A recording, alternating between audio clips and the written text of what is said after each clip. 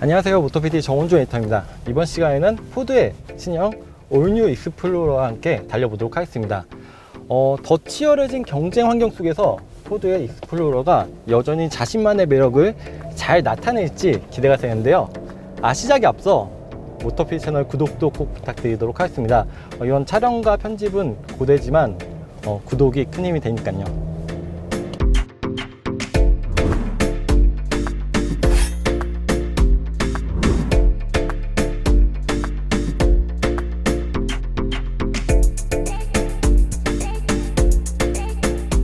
자, 이번 시승 코스는 강원도 원주에서 서울까지 약 90km가 채 안 되는 거리인데요. 짧다면 짧고 또 길다면 긴 거리이긴 한데 최대한 올뉴 익스플로러의 첫 주행 느낌 자세히 전달해 드리도록 노력하겠습니다. 먼저 올뉴 익스플로러의 가장 큰 변화 중에 하나는 구동 방식의 변화입니다. 기존의 전륜 구동에서 다시 후륜 구동 아키텍처로 복귀를 했죠. 이렇게 후륜 구동 아키텍처에다가 인텔리전트 AWD가 조합이 되었습니다. 주행 모드는 크게 7가지인데요. 기본적인 일반, 그리고 에코, 스포츠도 있고요. 또 미끄러운 길 모드나 견인 모드, 다시 우측을 돌리면 산길, 깊은 눈길, 모래길, 좀 다양한 모드들이 있죠. 2.3 에코부스트 엔진의 이런 스포츠 모드에서의 엔진음이나 배기음, 그리고 사운드나 진동은 어쩔 수 없는 좀 4기통의 한계를 느껴지게 하기는 하는 것 같습니다. 되게 효율적으로 출력을 잘 끌어내주고 있고, 그리고 2.3 에코부스트가 전작과 달리 최고 출력이 30마력, 그리고 최대 토크가 1.4가 높아졌잖아요. 그래서 이 커다란 몸집과 이 육중한 이 덩치를 효율적으로 잘 이끌고 있긴 한데요. 좀 약간 감성적인 측면으로 접근했을 때는 이런 사운드나 진동은 여전히 조금은 한계를 느끼게 하는 것 같습니다. 빠르고 편리합니다. 자, 이제 고속도로로 진입을 했는데요. 아까 좀 최고 출력이랑 최대 토크가 높아졌다고 했죠. 최고 출력은 304마력, 그리고 최대 토크는 42.9인데요. 거기다가 이제 변속기가 기존의 6단에서 10단으로 확 뛰었습니다. 조금 더 다단한 모습을 보여주는데요. 거기다가 변속 레버도 이제 기존의 레버 타입이 아니고 다이얼로 바뀌었습니다. 이렇게 다이얼로 바뀌어서 수동 모드 같은 경우는 이 스티어링 휠 뒤편에 있는 패들 시프트를 사용하게 되는데요. 이렇게 누르면 왼쪽이 이제 다운, 그리고 오른쪽이 업인데요. 아무래도 10단이나 되다 보니까 이렇게 좀 변속으로 수행하는 게 상당히 좀 손이 바빠질 것 같죠. 덩치도 커졌습니다. 전장이나 전폭은 10mm가 늘어났고요. 그리고 휠베이스는 이전보다 165mm나 늘어났는데요. 이렇게 전장이 늘어난 것에 비해서 휠베이스가 좀 상대적으로 많이 증가한 것은 아무래도 이제 후륜 구동과 다시 한번 연관이 있는데요. 프론트 오버행이 짧아지면서 그만큼 휠베이스를 더 넓힐 수가 있었죠. 그래서 이런 승차 공간을 더 넓힌 결과로 이어지고요. 공차 중량도 줄었습니다. 새로운 플랫폼인 CD6를 사용하면서 공차 중량도 낮아진 모습을 보여주고 있는데요. 더 가벼워지고 다단화된 변속기로 복합 연비는 8.9km/L를 기록하고 있습니다. 이게 다른 경쟁 모델들과 비교하면 트래버스보다는 좋고, 또 팰리세이드보다는 조금 낮은 수치이긴 한데요. 어쨌든 이전 모델보다 이런 성능적인 부분이나 그리고 연료 효율성도 높인 것은 아무래도 익스플로러를 좀 기다렸던 분들에게는 희소식일 것 같습니다. 최대 토크가 3500rpm대에서 나오기 때문에 초반 가속이 조금은 굼뜨지 않았을까 생각했지만 예상외로 초반부터 중고속까지 연신 좀 호쾌한 주행 성능을 보여주고 있어요.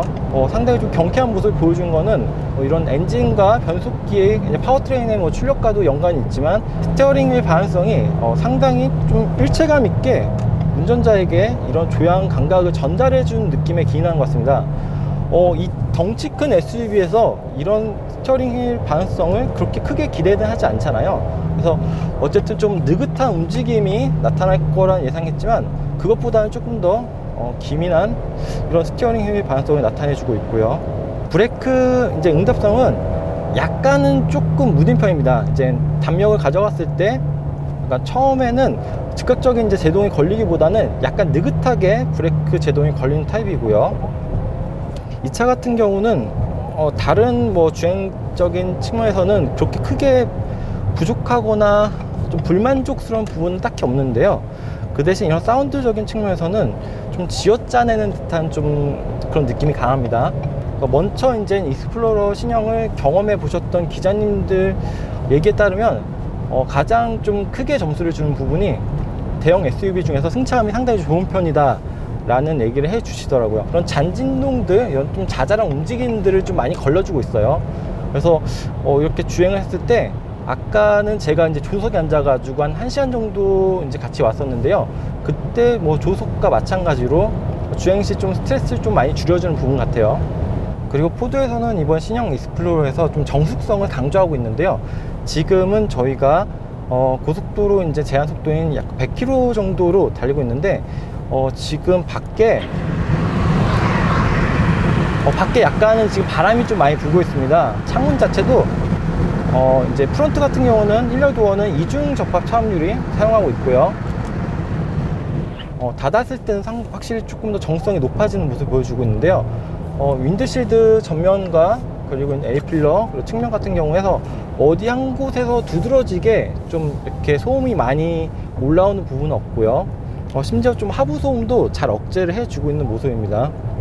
그리고 최근 트렌드에 맞게 ADAS 기능에도 상당히 신경을 많이 썼죠. 지금 스티어링을 좌측편에 보시면은 그런 관련된 버튼들이 있는데요. 먼저 스마트 크루즈 컨트롤, 이제 어댑티브 크루즈 컨트롤을 작동을 하면은 뭐 차선 중앙과 그리고 설정된 속도에 맞춰 가지고 이제 앞뒤 간격도 조절을 할 수가 있고요. 총 4단계로 이제 앞뒤 간격을 조절할 수가 있고요. 그리고 차선 중앙을 유지하는 기능도 같이 갖추고 있는데요. 이런 기능은 이제 스탑앤고 기능까지 갖추고 있기 때문에 조금 저속의 시내 도로에서도 이제 가다서다를 반복하는 구간에서도 상당히 좀 편리하게 사용할 수 있겠죠. 하지만 이런 기능이 단지 갖춰져 있다고 해서 끝나는 것은 아니고, 요즘은 거의 모든 브랜드가 이런 ADAS 기능을 다 포함을 하고 있잖아요. 그래서 구비하는 것은 기본이고, 이게 얼마나 잘 작동하는지가 관건인데, 지금 현재는 약간 구분길도 무리 없이 안정적으로 잘 작동을 해주고 있어요. 이 차량이 컴팩트한 SUV도 아니고, 그리고 어쨌든 덩치가 큰 SUV인데도 이렇게 도로 구간에서 상당히 잘 작동하는 모습을 보여주고 있는데요. 유지 시간은 좀 짧은 편이에요. 그리고 차선 유지 시스템은 경고 및 보조까지 갖추고 있고요. 충돌 대비 보조, 그리고 후측방 경고 같은 것도 있고요. 이제 충돌 대비 보조 같은 경우는 거리 표시랑 액티브 브레이크는 기본이고, 이제 충돌 회피 스티어링, 그러니까 스티어링을 가져갔을 때, 내가 이제 부딪힐 것 같을 때 스티어링 꺾었을 때 조금 더 보조해주는 그런 기능이라고 합니다. 대형 SUV답게 트레일러에 관련된 이런 기능도 있고요. 클러스터 같은 경우는 6인치 디지털 스크린이 아날로그 게이지와 함께 쓰여지고 있고요. 가운데 센터피시아에는 8인치 인포테인먼트 스크린이 사용되고 있는데요.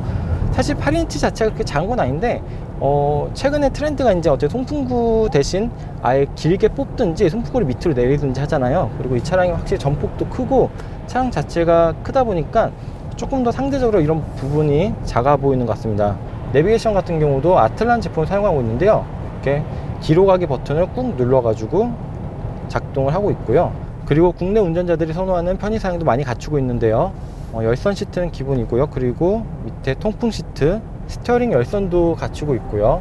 스마트폰 무선 충전 시스템, 애플 카플레이, 안드로이드 오토 등의 기능도 잘 갖추고 있습니다. 한 가지 개인적으로 더 마음에 드는 건 뱅앤올루슨 사운드 시스템이 적용이 되어 있죠. 12개의 스피커가 장착이 되어서 이런 감성적인 부분에서도 상품성이 높다고 얘기할 수가 있고요. 실내 디자인을 얘기하자면 이제 그런 댓글들이나 그런 반응들이 많았어요. 좀 실내 디자인이 좀 올드하다, 지금 최근의 트렌드에 맞지 않는 디자인이지 않느냐라는 의견들이 있었는데요.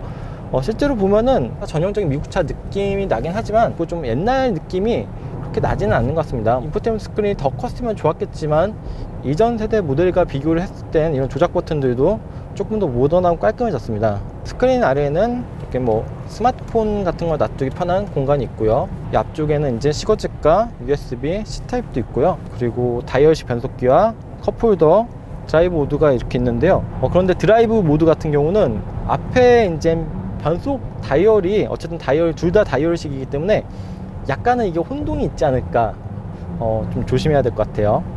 그리고 이 차가 대형 SUV만큼 1열뿐 아니라 2열과 3열 공간도 중요할 텐데요. 2열 공간이야 어쨌든 이제 앞 시트를 앞으로 뒤로 하는 거에 따라서 공간이 바뀌잖아요. 근데 그것과는 별개로 2열 시트 자체도 이렇게 슬라이딩과 그리고 약간의 리클라이닝 기능을 가지고 있고요. 그리고 3열 같은 경우는 트렁크에서 이제 전동식으로 폴딩과 다시 세우는 기능까지 가능하고요.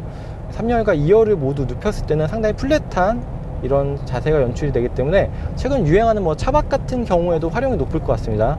적재 공간 자체는 3열을 세웠을 때도 일부가 있지만 확실히 폴딩을 했을 때는 정말 많은 양의 적재 공간을 보여주고 있죠. 그리고 외관 디자인 얘기도 빼놓을 수가 없겠는데요. 전면 같은 경우는 조금 사람들마다 호불호가 있었죠. 헤드램프가 그릴과 약간 일체형인 듯한 모습이어가지고 최근에 많이 본 디자인인데 라고 생각이 들었을 거예요. 아무래도 전작의 앞모습에서 조금 완성도 높은 모습을 보여줬죠. 안정적이고 어느 정도는 조금 호불호 없는 모습을 보여줬기 때문에 이런 변화가 다소 낯설게 느껴질 수도 있는 것 같습니다. 그래도 좋게 좀 긍정적인 시각에서 바라보자면 약간 첨단의 느낌을 주는 이미지인 것 같아요. 그리고 확실히 뭐 사진이나 영상으로 봤을 때보다는 확실히 이제 실물로 봤을 때, 도로 위에서 직접 봤을 때가 조금 더 멋있는 모습을 보여주고 있긴 합니다. 그리고 후면 같은 경우는 뭐 크게 바뀐 게 없다라고 생각할 수도 있겠는데요. 하지만 자세히 살펴보면 리어램프 같은 경우는 기존에 이제 면으로 이루어졌던 부분이 조금 더 입체적으로 바뀌었습니다. 약간 이렇게 튀어나온 듯한 그런 디자인은 최근 다른 브랜드에서도 많이 사용하고 있죠. 그리고 가운데 이제 익스플로러가 쓰인 그 플레이트 부분도 변화가 있고요. 하지만 그 중에서 제가 가장 마음에 드는 부분은 측면 뷰인데요. A필러와 B필러를 검게 칠하고 그리고 C필러를 이제 두껍게 가져가면서 플로팅 루프 같은 느낌을 주고 있죠.